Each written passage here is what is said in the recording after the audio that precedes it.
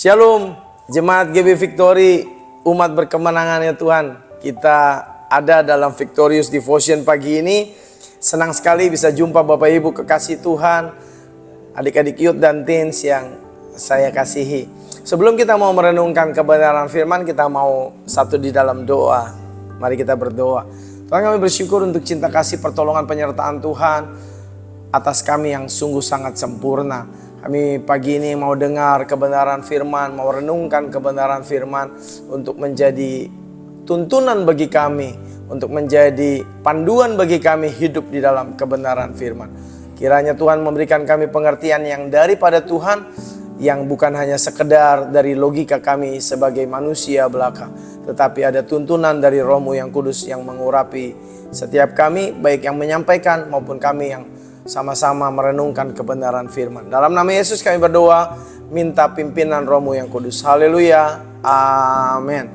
Bapak Ibu yang kekasih di dalam Tuhan, senang sekali kita ada pagi ini jumpa dalam Victorious Devotion, adik-adik youth dan teens yang setia berdevotion bersama-sama dengan GB Victory.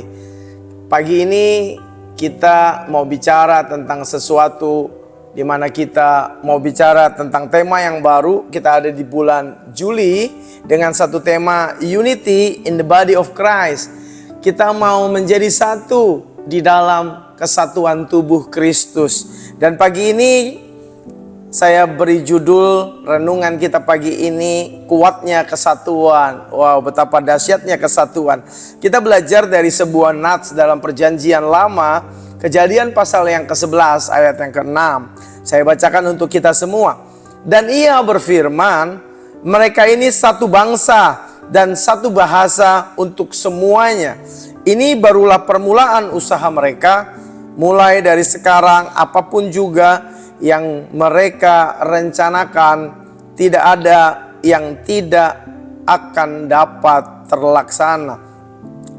Bapak Ibu kekasihnya Tuhan, adik-adik youth dan teens yang saya kasihi, kesatuan adalah kekuatan. Ketika manusia bersatu, berunity, dampaknya itu luar biasa. Ya, namun seperti yang kita lihat dalam Kejadian pasal yang ke-11 ayat yang ke-6 tadi kita baca, bahwa kesatuan juga bisa menjadi alat pemberontakan terhadap Allah kita. Pada nats ini menceritakan bahwa tatkala sesuatu yang bersatu tetapi tidak didasari, tidak diarahkan pada kehendak Allah, itu sesuatu yang membahayakan hidup kita atas rencananya. Kita bisa memberontak terhadap Allah. Hari ini kita akan merenungkan betapa kuatnya kesatuan ini. Oleh sebab itu judul kita adalah kuatnya kesatuan.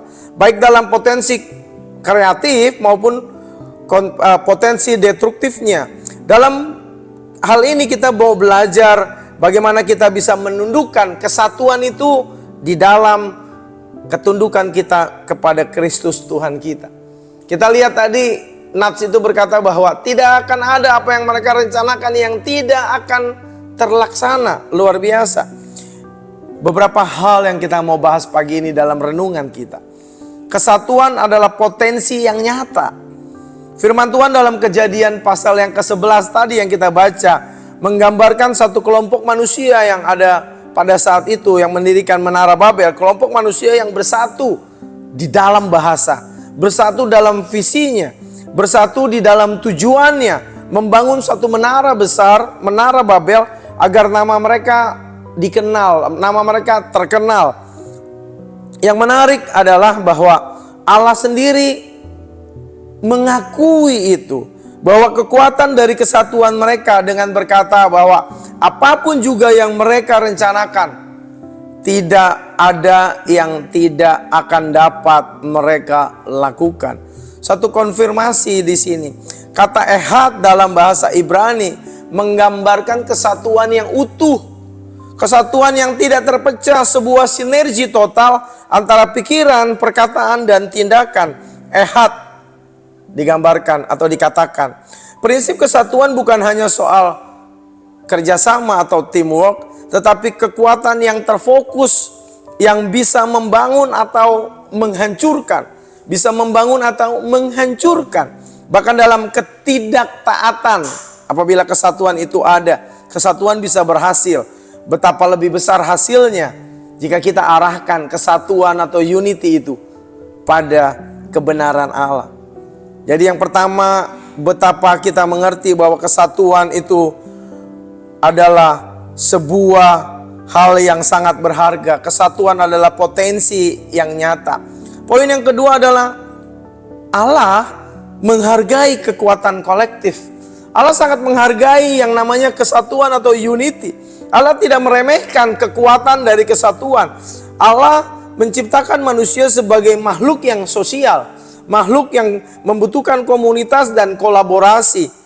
Ya, betapa pentingnya kolaborasi pada saat-saat ini orang kenal dengan kolaps. Namun, ketika kesatuan itu menjadi sarana pemberontakan seperti pada saat Kejadian 11 tadi, Menara Babel, Allah mengacaukan bahasa mereka. Kenapa? Karena Allah tahu ujungnya bahwa mereka akan bersatu, mereka akan mampu lakukan segala sesuatu.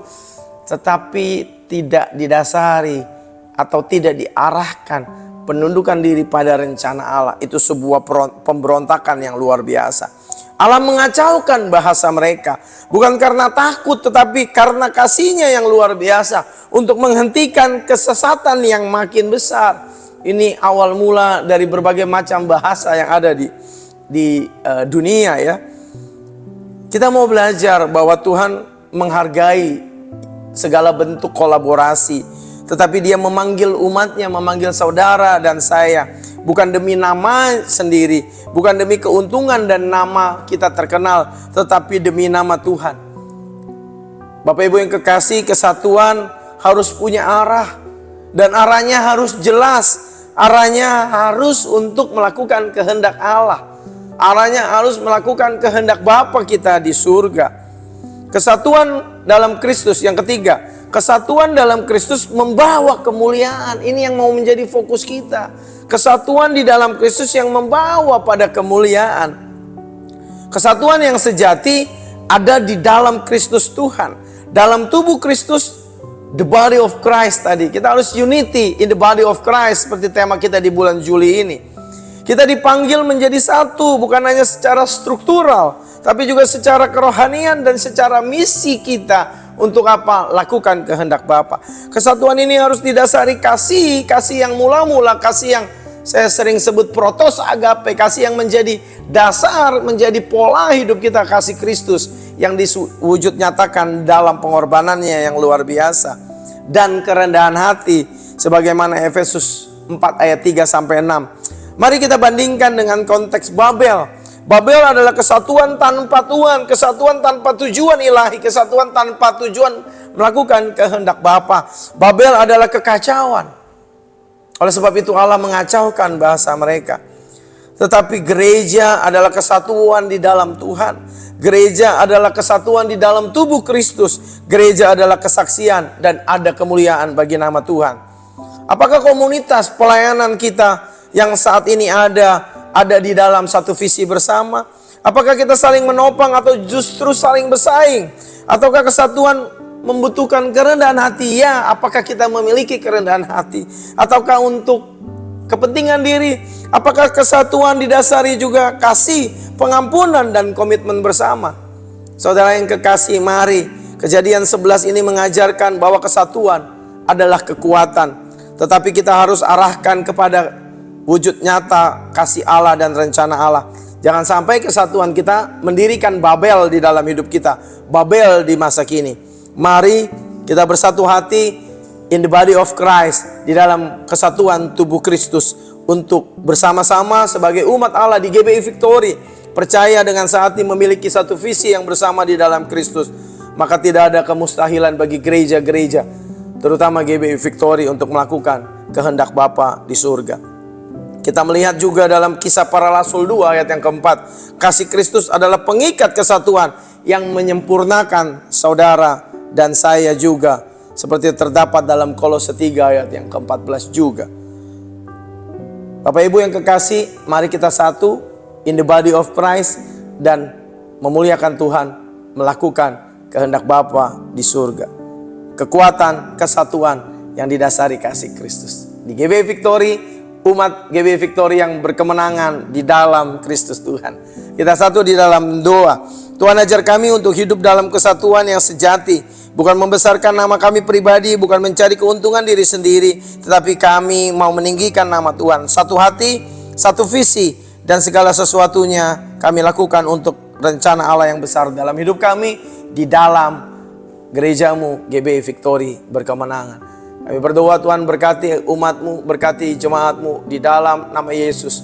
Kami berdoa mengucap syukur. Haleluya. Amin. Kesatuan itu kekuatan. Haleluya. Sampai jumpa dalam Victorious Devotion selanjutnya.